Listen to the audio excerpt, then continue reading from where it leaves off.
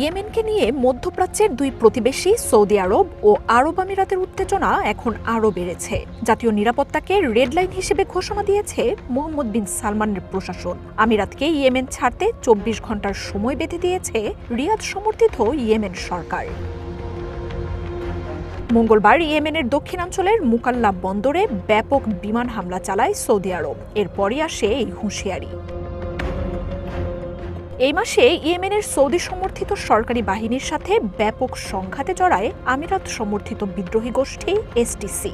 ২০১৪ সাল থেকে গৃহযুদ্ধ চলা দেশটিতে সম্প্রতি এই নিয়ে সংকট আরও বেড়েছে। সৌদি সীমান্তে ইয়েমেনের অঞ্চলগুলোর দখল নিচ্ছে এসব বাহিনী। কৌশলগত গুরুত্বপূর্ণ হাদ্রামাউত প্রদেশও নিয়ন্ত্রণে নিয়েছে এসটিসির সেনারা।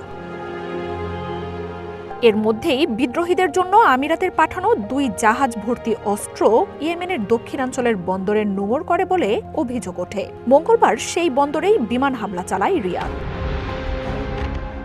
ভিডিও বার্তায় বিচ্ছিন্নতাবাদী এসব গোষ্ঠীকে অস্ত্র ও সমর্থন দিয়ে আমিরাত উস্কে দিচ্ছে বলে অভিযোগ এনেছেন ইয়েমেনের সৌদি সমর্থিত প্রেসিডেন্সিয়াল কাউন্সিলের প্রধান। আবুধাবির সাথে প্রতিরক্ষা চুক্তি বাতিলেরও ঘোষণা দিয়েছেন তিনি। এসব নিয়ে মধ্যপ্রাচ্যের দুই তেল সমৃদ্ধ প্রভাবশালী দেশ আমিরাত ও সৌদির উত্তেজনা সর্বোচ্চ পর্যায়ে। ইয়েমেন সরকারকে সহযোগিতা করতে আমিরাতের প্রতি আহ্বান জানিয়েছে রিয়াদ। এর আগে ইয়েমেনে ইরান সমর্থিত প্রতিরোধ গোষ্ঠী হুথির বিরুদ্ধে সৌদি নেতৃত্বাধীন জোটের সাথে লড়াই করেছিল আমিরাত। ২০১৯ সালে সেনা উপস্থিতি কমালেও রিয়াদ সমর্থিত ইয়েমেন সরকারকেই স্বীকৃতি দিয়ে আসছে আমিরাত।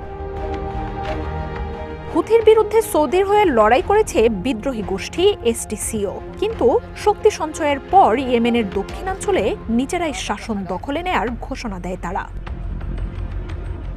একসময়ের প্রভাবশালী ইয়েমেন এখন মধ্যপ্রাচ্যের দেশগুলোর ক্ষমতা প্রদর্শনের কেন্দ্রে পরিণত হয়েছে।